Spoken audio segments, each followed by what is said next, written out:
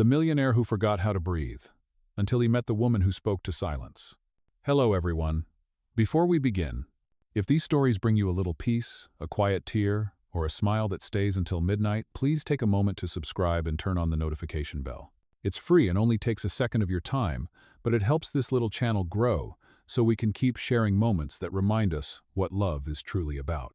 And tell us where you're watching from your words. Make this world feel a little warmer, a little kinder.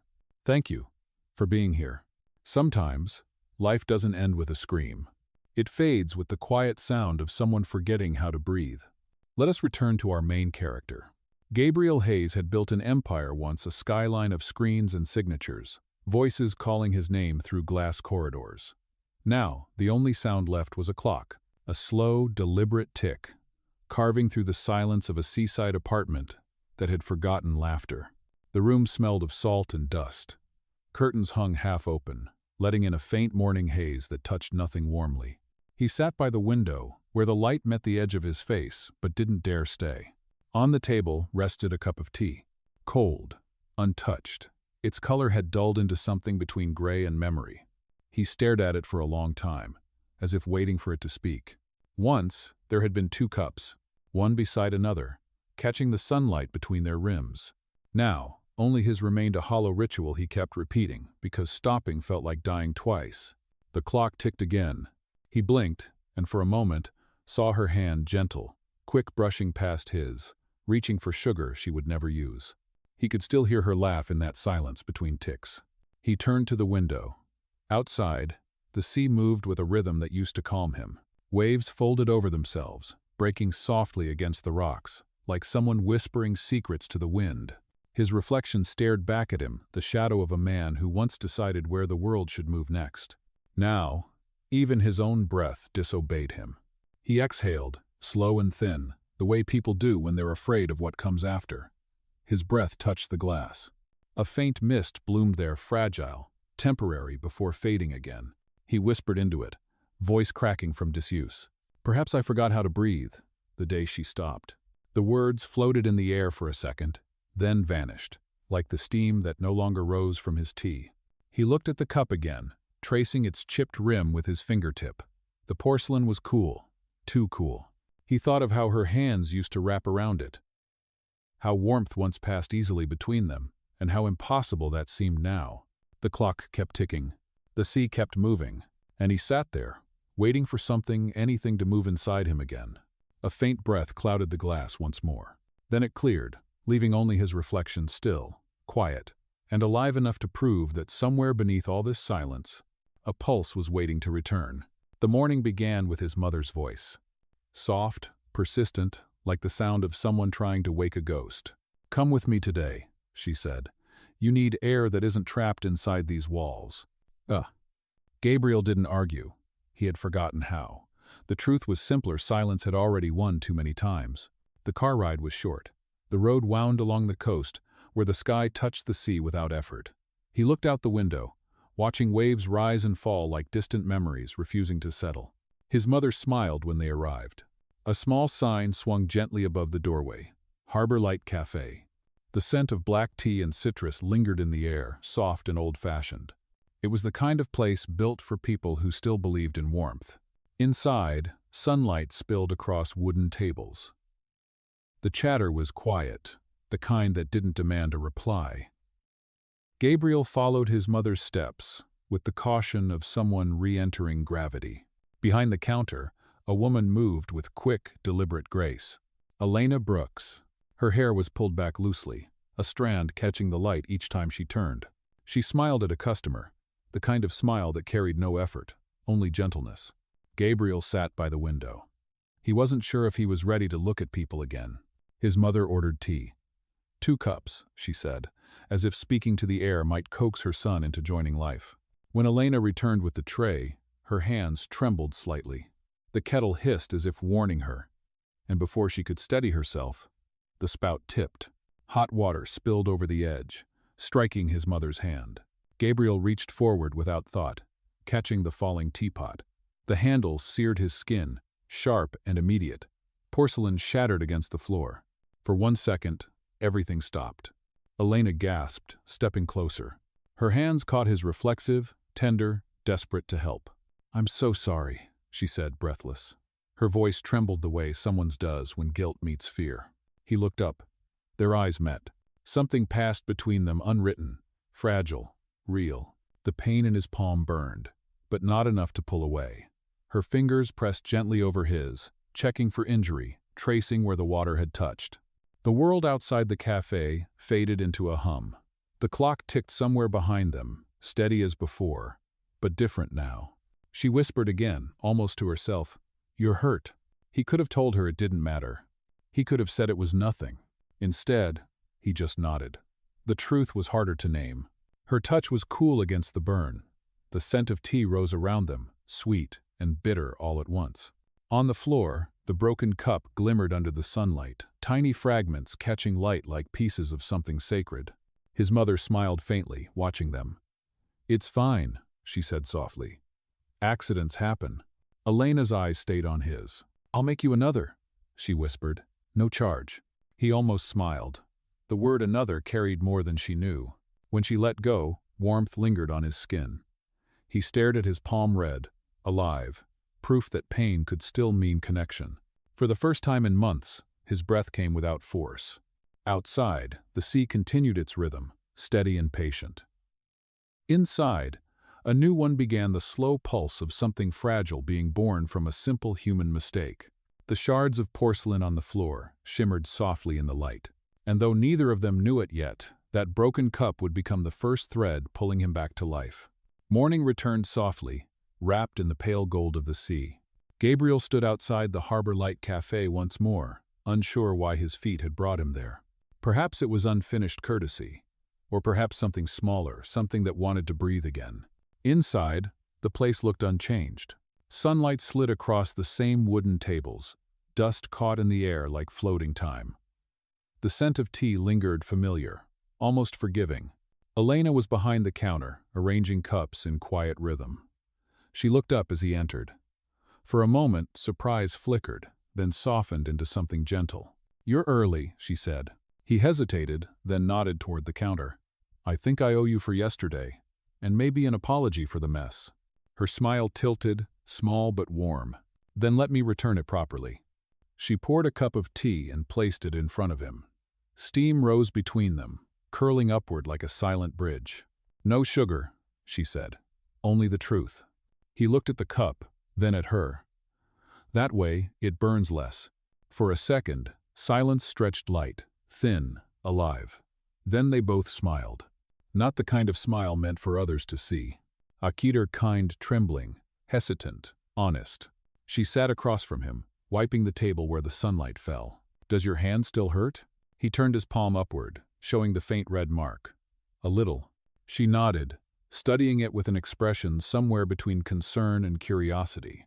"Pain is strange," she said softly. "It disappears just when you start to need it." He watched the steam from the cup drift upward, fading and reforming. Maybe that's what healing is. Not forgetting, just learning to breathe through it. Her eyes met his again. There was no noise in the café, now only the low hum of the kettle, the murmur of the sea outside. He took a sip. The tea was warm, steady, unhurried. He let the taste settle, simple and true. "I used to hate mornings," he said quietly. "Now I'm not sure." Elena smiled, resting her hands around her own cup. "Maybe you just needed the right one." The light shifted across her face, catching in her eyes. For a moment, the world narrowed to that space between their breaths. Steam rose once more from their cups, gentle, curling, alive. Outside, the wind brushed the window. The day moved forward. Inside, so did they quietly, without promise, without hurry. He looked down at the faint pattern the steam left on the surface of the table and smiled again, this time without effort. It was small, imperfect, but real. And in that stillness, between warmth and truth, the air finally remembered how to move. The days began to find their rhythm again, not all at once, but quietly, the way mornings learn to trust light. Every day at 9, Gabriel returned to the Harbor Light Café. No one spoke of it. No plans, no promises. He simply appeared, and Elena would already be there, hair tied loosely, sleeves rolled, speaking softly to the kettle as if to an old friend. "Don't sigh too soon," she would whisper to it, tilting the spout just enough for steam to rise. "We still have a whole day ahead." The first time he heard it, he almost thought she was joking. Then he realized she wasn't. It was just her way of keeping the silence kind. He sat at his usual table, the one near the window where the light filtered through the same lace curtain. Dust floated in that beam like small memories refusing to fall.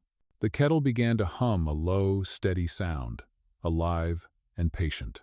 Elena poured the water into 2 cups, the steam curling upward like a soft exhale.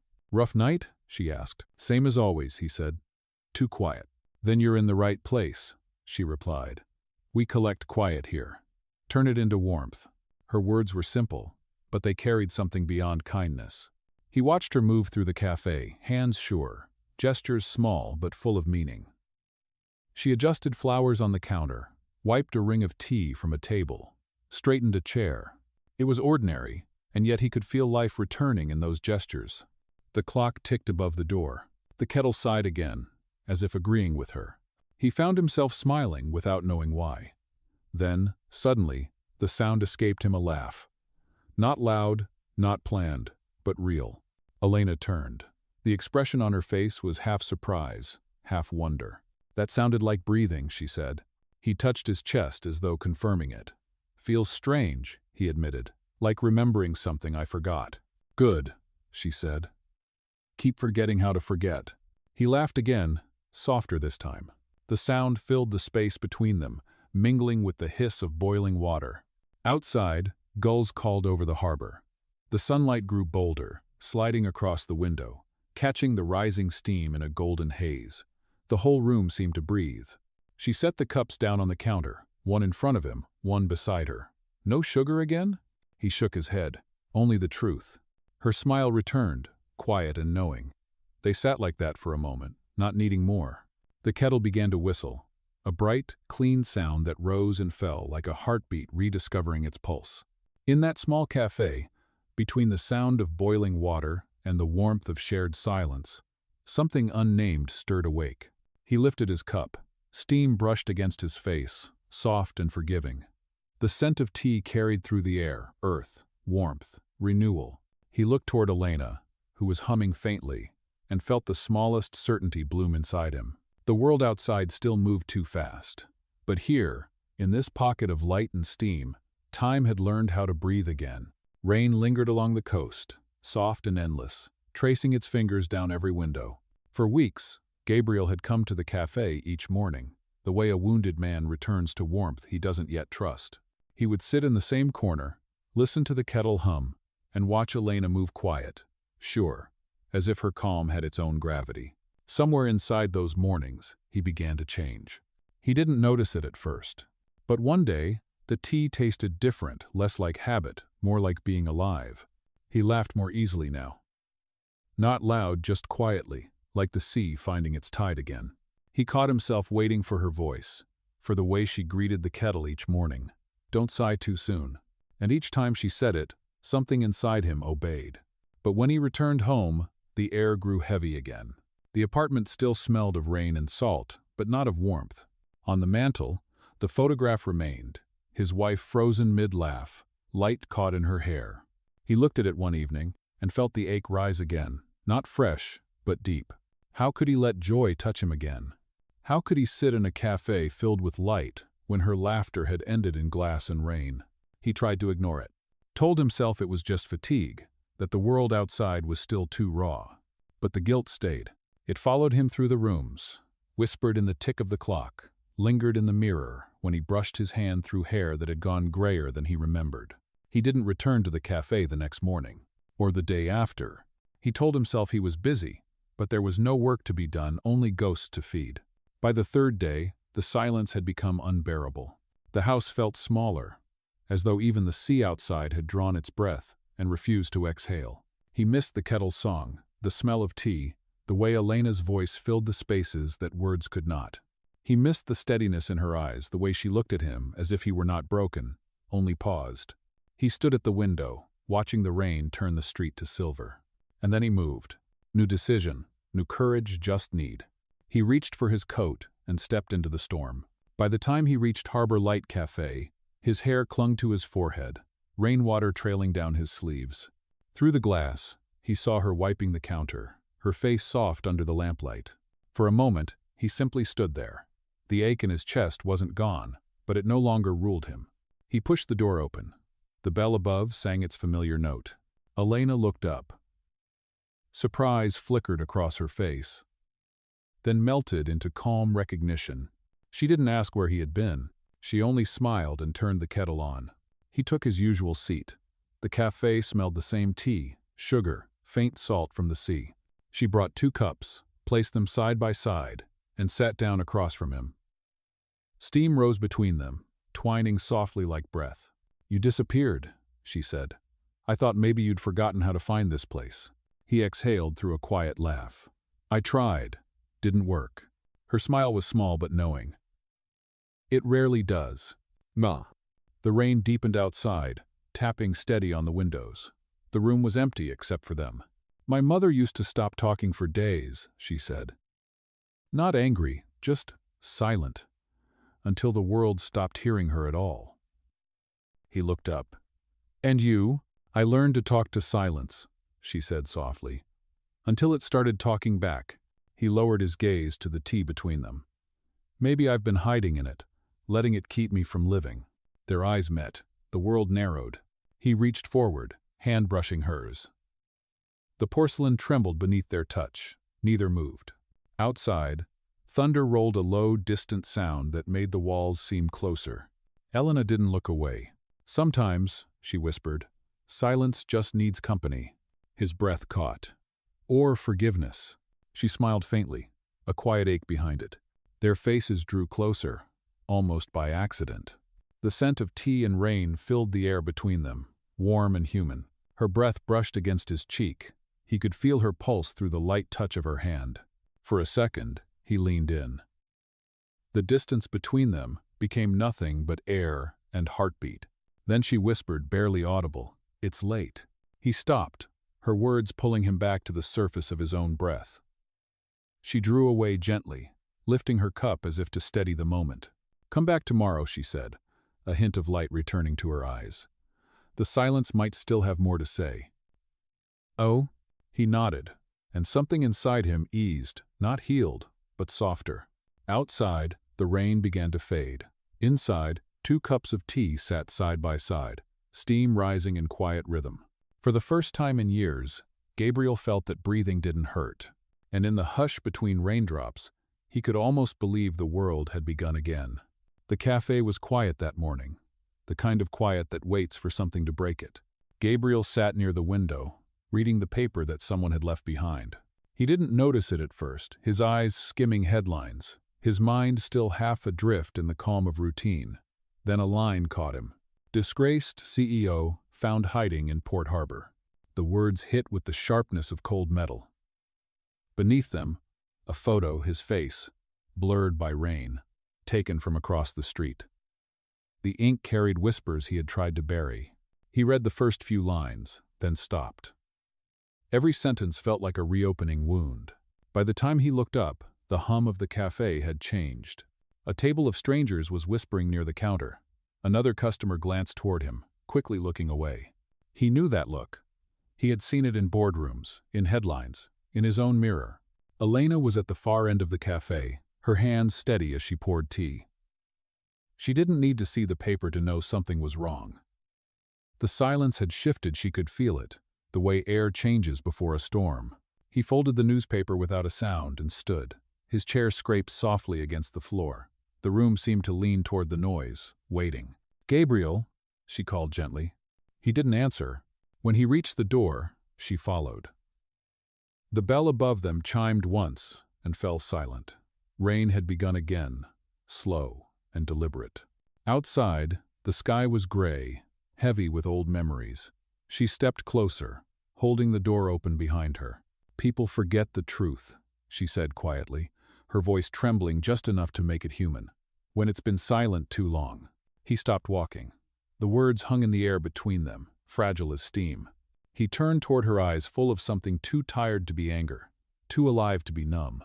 "They don't forget," he said softly. "They choose the story that hurts less." Elena took a breath, wanting to reach for him, to close the space that words couldn't fill. Her hand lifted, but before it could touch him, he stepped back. The motion was small, instinctive, like flinching from light after living too long in shadow. Rain found its way between them, tracing lines down his face that could have been tears if he had let them. Inside the café, 2 cups of tea sat untouched, steam fading into nothing. The window fogged over, the world outside reduced to smudged light and water. Elena stood in the doorway, her hand still half raised. He looked at her once more, long enough to remember warmth, short enough to lose it again. Then he turned away. The door closed behind him with a quiet click. The sound felt final. She stood there until the rain blurred everything. The street, the sign, even her reflection in the glass. Only when the last trace of his shadow disappeared did she move slowly, closing the window to keep out the wind. The café was silent again, but it wasn't the same silence anymore. It was the kind that comes after something has broken. On the counter, the tea had gone cold. The air smelled faintly of salt and memory. And in that quiet, she whispered to no one, "Don't sigh too soon." But this time, the kettle didn't answer. That night, the café was empty, except for the sound of rain. Elena stayed long after closing, her hands resting on the counter where his cup still Saturday. The tea inside had gone cold, but she couldn't bring herself to clear it away. She thought about him, about the way he had stood in the doorway that afternoon. Rain dripping from his hair, eyes full of apology and fear. She could still feel the weight of the moment when he pulled his hand back from hers, as if touch itself might break him. For hours, she replayed it in her mind. What could she have said? What could possibly reach someone who had been buried under silence for so long? Her chest felt tight, not with regret, but with something deeper, a quiet ache to do something. Not to save him, just to leave a light on, in case he ever wanted to find his way back. She opened her phone, hesitated, then set it against the sugar jar to steady it. Her reflection wavered on the dark screen. The faint light from the counter lamp painted gold across her face, glinting in the surface of the untouched tea. When she finally pressed record, her voice came out lower than she expected, almost a whisper. "People talk about strength," she began. "They think it looks like standing tall, smiling, pretending nothing hurts." Her gaze drifted toward the window where rain kept tracing the same slow patterns. "But real courage, it's quieter than that. It's choosing to keep breathing when no one is watching." She paused, the sound of rain filling the space between her words. "He doesn't owe the world a smile," she said, her voice steady now. "He's just learning how to breathe." The phone caught the soft shimmer of the tea beside her, the light reflecting like a heartbeat returning. She ended the recording and watched the seconds count down. For a moment, she almost deleted it. But something in her, the same quiet knowing that made her talk to kettles and forgive storms, told her to let it exist. She uploaded it, without caption, without tags. Just silence. And her words. The video began to move through the world faster than she imagined. Someone titled it "The Poem in Stillness." Others called it "The Voice of Courage." It reached thousands of people who had forgotten how to breathe, who watched her and remembered they still could. And somewhere miles away, in a room lit by a single lamp, Gabriel saw it too. He hadn't searched for it, it simply found him. Her face filled the screen, soft, familiar, the calm he'd left behind. "He's just learning how to breathe," she said. The words struck something deep inside him. He reached for his chest, felt the throb beneath his palm, the same pulse that once forgot its rhythm. Tears came before he could stop them. Not sharp, not sorrowful, just real. He cried, not because of pain, but because for the first time, someone had seen him, not the scandal, not the man the world accused, but the one still trying to live through the quiet. On the table beside him, the tea he had poured hours ago caught the lamplight, reflecting gold. It shimmered faintly, as if echoing her words. He closed his eyes, breathed in, and whispered to no one, "I'm still here." Morning broke over Boston with a quiet kind of courage. The air was crisp, the kind that stings before it cleanses. Gabriel hadn't been here in months. The skyline still looked the same, steel and glass, cold and perfect, but it no longer felt like it owned him. He stood at the steps of the conference hall, the city reflected in the glass doors before him. His hand tightened around the speech folded in his pocket. He had rewritten it a dozen times, and now the words barely mattered. What mattered was showing up, breathing. Behind him, a soft voice. "You don't have to do this alone." He turned. Elena stood a few steps away. her coat pulled close, her hair caught in the morning wind. There was no grand declaration, no promise, only presence. He nodded. I know. They walked inside together. The hall was full journalists, former colleagues, investors, faces both curious and cold. The weight of judgment hung thick in the air. He felt it settle over him like dust. For a moment, the old fear returned, the fear of being seen. Elena found a place in the back row. She didn't wave, didn't speak, just watched. Her hands clasped together, calm and firm, like an anchor. When his name was called, Gabriel stepped forward. The microphone waited, indifferent. A dozen camera lights blinked red. He unfolded the paper but didn't look at it. His voice came steady, low, shaped by truth rather than polish. I spent years building walls out of glass, he began. They made me look powerful, untouchable. But the truth is glass breaks, and so did I. A murmur moved through the crowd. He let it pass. They said I disappeared, he continued. But I didn't. I was learning how to breathe again. He paused. Somewhere in the room, he heard a sound, a breath, catching, maybe hers. They can take my title, he said, softer now. They can erase my name from their buildings, but they can't take my heart. And they can't take what it still knows how to love, how to hope, how to live. The words hung in the air. Silence followed, heavy and full. Then, slowly, the room shifted. The lights above flickered, and a single beam of gold broke through the high window, spilling across the stage, catching on his face, his hands, his eyes. He lifted his gaze toward the crowd.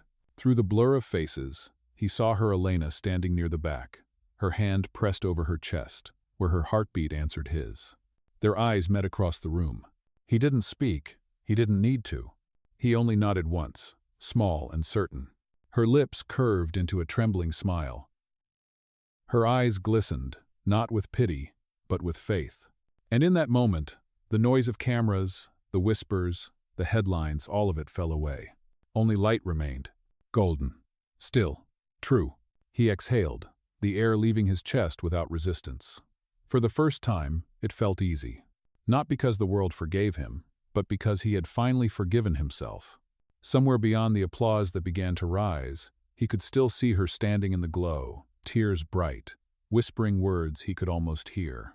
I believe you. He smiled faintly, almost a prayer. And as the light deepened across the hall, Gabriel Hayes breathed freely, no longer a man hiding from silence, but one who had learned to live inside it. The sea outside shimmered like glass, breathing slow under the pale afternoon. Sunday. Weeks had passed since Boston, since truth found its voice and light returned to its rightful place. Now, the world had grown quieter, softer. In the open window of Harbor Light Café, 2 cups of tea waited between them, steam curling gently, the air warm with peace. Elena leaned against the frame, her hair brushed by the breeze. The scent of salt and black tea drifted through the room, wrapping around them like memory. She watched the waves stretch to the horizon, slow and patient. See, she said, voice calm but full. Even cold water boils if you wait long enough. Gabriel looked at her, the corner of his mouth lifting. Her words carried the same kind of wisdom he had once run from, simple, unpolished, true. He reached for his cup, his fingers brushing the rim. No sugar, he said softly. Only truth. Her smile bloomed, easy and bright, catching the light like morning through stained glass. He couldn't help but look at her, really look. The way her lips curved when she smiled. The small dimple that appeared and vanished too quickly. The way her eyes held both calm and storm, as if she understood the world's pain and forgave it anyway. He had seen many beautiful things in his life, cities, art, oceans, but nothing compared to the quiet grace of that smile. It undid him. She caught his gaze and froze. A soft laugh caught in her throat. The silence stretched, fragile and trembling. Outside, the sea whispered against the rocks. He didn't look away. The sunlight painted her hair in threads of gold, and he wondered how long he had been starving for this stillness that made his heart feel too full for words. Her hand rested near her cup, and without thinking, he reached across the table. His fingers brushed hers. The touch was barely there, but it sent a current through both of them, sharp, alive, forgiving. She turned her palm upward, letting his fingers rest against hers. Neither moved. Neither needed to. The rhythm of their breaths fell into sync. Elena tilted her head slightly, her eyes searching his face, tracing the soft lines at the corners of his mouth, the faint gray at his temples. "You look different," she whispered. "Lighter." "Maybe," he said, "or maybe the world just stopped feeling heavy." Her smile deepened. Wind stirred the curtain, the light shifting across their faces. A strand of her hair slipped loose, brushing her cheek. Before he could stop himself, he reached forward and tucked it gently behind her ear. His fingertips lingered a moment longer than they should have. She didn't move. Her breath caught quiet, trembling. Their eyes locked, closer now than words could reach. He could feel the warmth of her skin, the faint tremor that matched his own. Her lips parted slightly, the hint of a breath escaping. His chest tightened, then softened.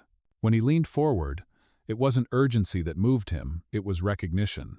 Their foreheads touched first, a quiet meeting of warmth and forgiveness. Her hand came up, resting over his heart, feeling the pulse that once forgot its rhythm. He exhaled, slow and sure. The air between them tasted of tea and salt and sunlight. Then their lips met soft, searching, certain. The world stilled around them. No rush, no need to prove anything. Just truth meeting truth. It was the kind of kiss that didn't burn, but healed. A touch that said, "You made it back." That said, "So did I." When they finally pulled apart, the sea kept moving. Elena's hand stayed on his chest, her thumb tracing slow circles, feeling the steady rise and fall beneath it. He smiled, the sound of his breath, almost a laugh. "You were right," he murmured. "Even cold water boils." She looked at him, eyes bright and wet. "And now?" "Now," he said, "it's warm again." "Oh!"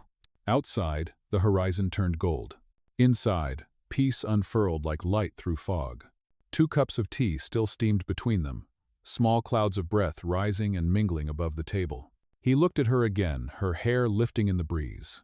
Her smile caught in sunlight, and for the first time, he felt no fear in loving what was right in front of him. He breathed out, long and quiet, the kind of breath that carries everything you've survived and lets it go. The sea answered with its own rhythm, waves folding over each other in calm surrender. Sometimes love doesn't save you. It just teaches you how to breathe again. Thank you for listening. May peace find you where your breath begins.